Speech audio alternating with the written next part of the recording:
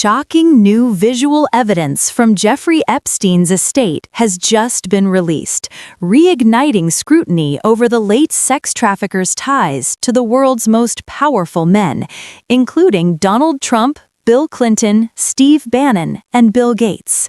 From candid mirror selfies and photos of Trump with redacted female companions to bizarre items like political satire condoms found on the property, these images offer a disturbing glimpse into Epstein's private orbit, just as the Justice Department faces a looming deadline to release all remaining files.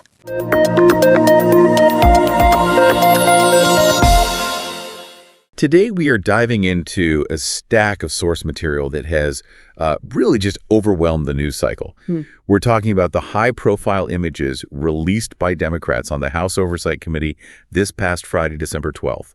All of them from the archives of Jeffrey Epstein's estate. Yeah. And if you've tried to follow this story, you know the signal-to-noise ratio is terrible. Yeah. It's all political commentary on one side, just overwhelming data on the other. Exactly. So our mission in this deep dive is to cut through all that noise, try to ignore the spin for a moment, and really just focus on the concrete things these photos reveal about Epstein's connections. And that separation is so vital here, because these images, even though they're a tiny fraction of the total, they provide, irrefutable visual evidence. Right. They reinforce the intense scrutiny on this wide variety of elite figures from business, government, academia, all linked to him. It's not just flight logs anymore. It's not tangible. It's tangible visual confirmation of the environments he created. Okay, let's start there. Let's unpack this. What exactly was released, and how did these photos end up in the public domain now? Well, the path to release is a bit bureaucratic, but it's essential to understanding the politics here. The images were first obtained by the Republican-led House Oversight Committee. Okay. They were gathered as part of their ongoing investigation, but, and this is the crucial step, it was the Democrats on that panel, led by Congressman Robert Garcia, who actually released them. And we really need to talk about the sheer quantity of material involved here. It puts this whole release into perspective. Oh, absolutely. The committee didn't just get a few dozen pictures, did they? No. They received over 95,000 photos in total from the estate. 95,000. It's a staggering number. It just speaks volumes about the kind of meticulous documentation Epstein kept. Wow. And the Democrats who pushed this release, they admit they've only combed through about a quarter of that material so far. So what we're seeing is just the tip of the iceberg. A tiny tip. From that reviewed portion, they released an initial 19 images and then another 70 later that same day. So we're looking at 89 photos out of a known trove of almost 100,000. That immediately begs the question then, what are the limits on what these 89 images actually show? Because when we talk about Epstein, the first thing people think of is criminal sexual misconduct. And that's the critical caveat. Both the estate and the committee have emphasized this again and again. The released images do not depict any sexual misconduct, nor are they believed to depict any underage individuals.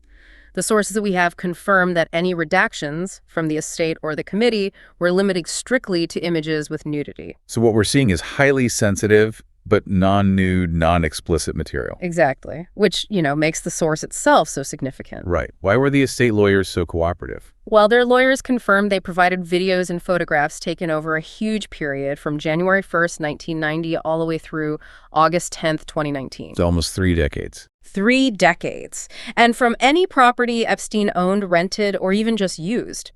This means the images are authenticated as coming directly from his inner operational environment. It's a documented historical record of the people around him. Precisely. It sets a baseline of confirmation. Okay, so let's shift to the central finding that everyone is talking about, the list of people. Because while we, knew some of these connections from flight logs, this is different. This is visual proof. It is, and it's hard to overstate the breadth of this network. The key insight here is just the variety of powerful figures whose ties to Epstein are now visually reinforced. It crosses party lines, industries, continents. Okay, let's go through the list of powerful men whose images were confirmed to be in this initial release. Yeah. This is the roll call that really defines the scope of his network. We're talking President Donald Trump, right? Former President Bill Clinton, political strategist Steve Bannon, tech billionaire Bill Gates, entrepreneur Richard Branson, former Harvard President Larry Summers, the lawyer Alan Dershowitz, and of course, former Prince Andrew. And what's immediately striking when you see that list, all together like that, is the level of access. It's not just famous people. No, it's not just celebrities. These are people who shape policy, global commerce, academic thought.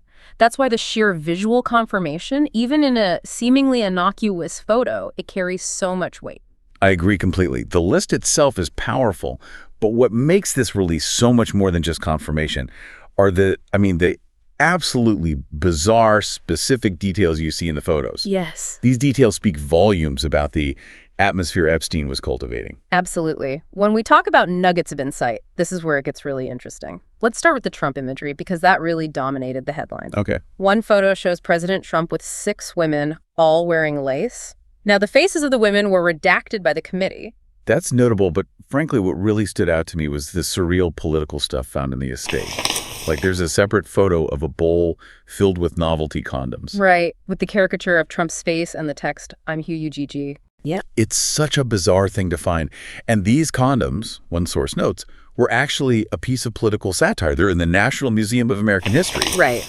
But their presence in Epstein's personal property next to, a pile of sex toys, that shifts the context entirely. It goes from being a historical artifact to a very, very strange personal detail about that environment.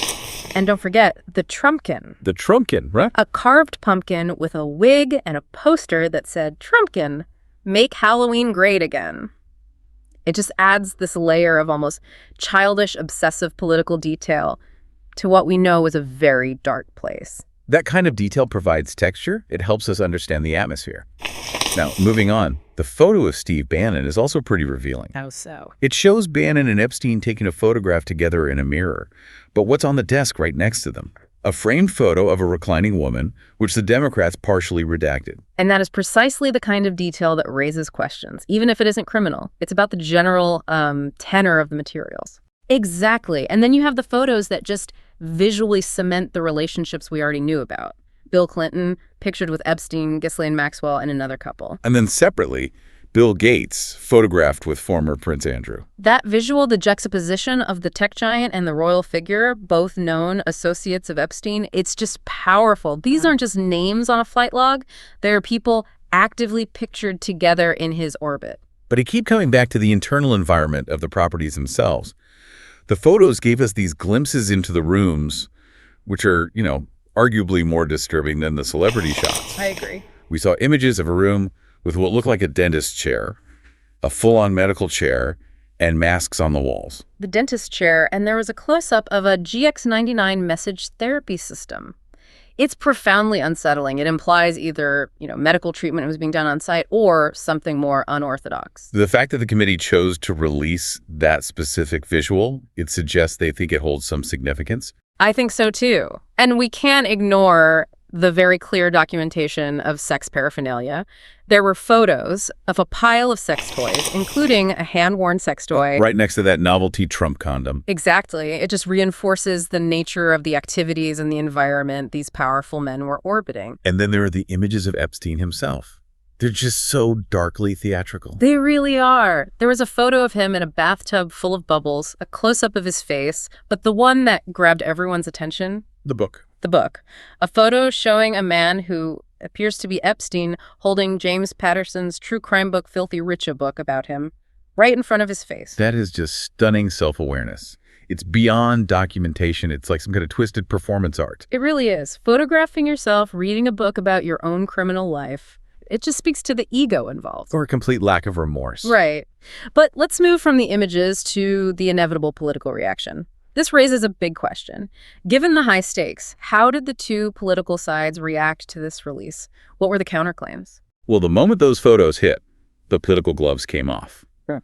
The Democratic side, represented by Rep. Robert Garcia, framed this entirely as a matter of transparency. Mm-hmm. He called the photos significant and disturbing, saying they raise even more questions about Epstein's relationships. And he said explicitly the goal was to end what he called a White House cover-up.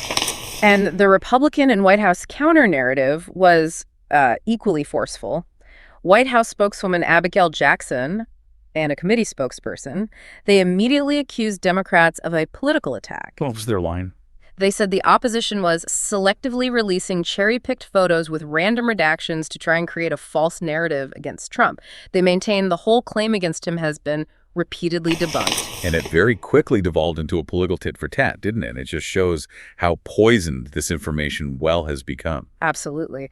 Jackson immediately pivoted and started pointing to prominent Democrats who had been previously linked to Epstein in earlier document releases. Right, trying to turn the focus back on them. Exactly. She mentioned House Minority Leader Hakeem Jeffries, referencing a 2013 fundraising dinner invite, and also Democratic Stacey Plaskett over some texts from a 2019 hearing.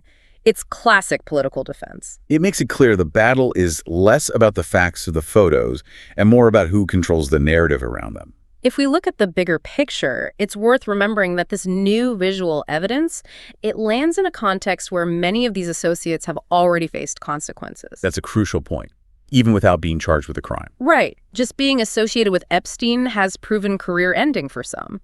Take former Harvard president Larry Summers. He stepped back from multiple public roles, resigned from the board of OpenAI, took a leave from teaching at Harvard. He said he was deeply ashamed. And maybe the highest profile consequence globally was for former Prince Andrew. He had to relinquish the use of his royal titles after years of scrutiny, even while denying any misconduct. And for figures like Clinton and Gates, their spokespeople have been really consistent. They say they cut ties before his arrest, regret ever meeting him, and deny any knowledge of his crimes. The photos don't necessarily change that legal defense, but they absolutely amplify the public pressure. We also have to place these new photos in the context of the previous email revelations that the committee released. Yes, those were explosive. Epstein claimed in those emails that Trump had spent hours with accuser Virginia Giuffre and that he knew about the girls. Claims the White House has fiercely denied as a hoax. And all of this, the old emails, the new photos, it's all leading up to one immediate, crucial legal pressure point. The deadline. The deadline. The clock is ticking very loudly on the Department of Justice. Under a law Congress passed last month, the DOJ has until next week, December 19th, to release all Epstein files in its possession. And there's already pressure on them to comply. Huge pressure.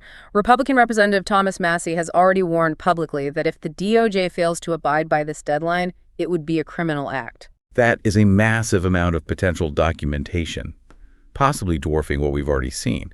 So what does this all mean for you as you're trying to process this information? Right.